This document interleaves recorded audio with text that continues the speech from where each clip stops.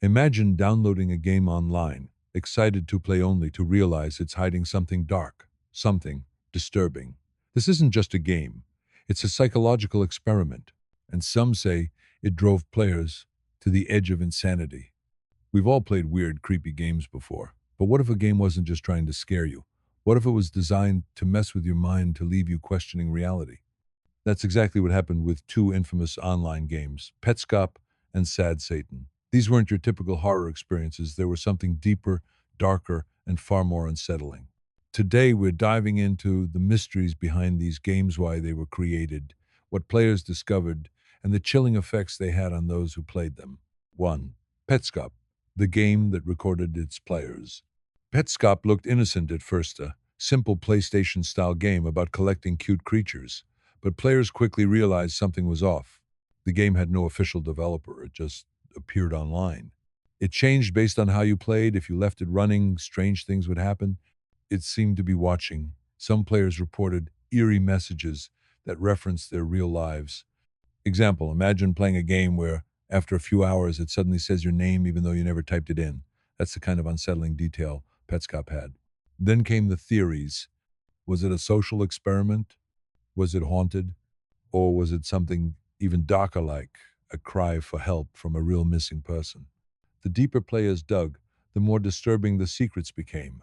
Rooms filled with cryptic messages, a hidden storyline about child abuse, and worst of all, the game seemed to know things it shouldn't. 2. Sad Satan, the game that shouldn't exist. If Petscop was mysterious, Sad Satan was outright terrifying. This game wasn't just creepy, it was illegal. Found on the deep web, it contained distorted, screaming voices, glitchy, nightmare-like visuals, and the worst of all, real-life crime scenes hidden in the files. Players who tried it reported paranoia, feeling like they were being watched. Nightmares, visions that stuck with them for days, physical reactions. Some even claimed their computers acted strangely after playing. Example, think of watching a horror movie, then realizing halfway through that the footage is real. That's the kind of horror Sad Satan delivered. The scariest part? No one knows who made it. Some say it was a hacker, others believe it was something not human. 3. The psychological effect. Why these games messed with players' minds. Horror games are supposed to be fun, scary. But Petscop and Sad Satan did something different. They blurred the line between game and reality. Gaslighting mechanics. Games that make you doubt what's real. Example, a character in the game suddenly referencing your past actions even though you never told it. Uncanny Valley. Graphics just realistic enough to feel wrong. Psychological triggers. Sounds and images designed to induce fear on a subconscious level. Players weren't just scared, they were traumatized. Some quit gaming altogether. Others became obsessed, digging for answers that might not even exist.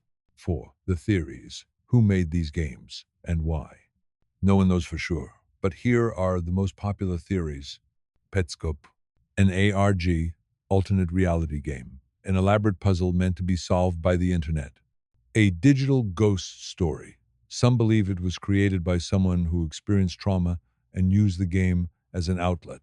A hoax or something more? The fact that it's still being analyzed years later suggests it wasn't just a prank. Sad Satan, a psychological experiment, testing how far fear can push people. A dark web horror project made by someone with disturbing intentions, a virus disguised as a game. Some players reported malware after downloading it. 5. The legacy. Why these games still haunt us. Years later, people are still talking about Petscop and Sad Satan. Why? Because they weren't just games, they were experiences. They made players question, what's real? Can a game be alive? How far is too far when it comes to horror? And most chilling of all, are there more games like this out there? So the next time you download a mysterious game online, ask yourself, am I playing it or is it playing me? Because in the world of Petscop and Sad Satan, the scariest thing isn't the monsters in the game. It's what the game does to your mind.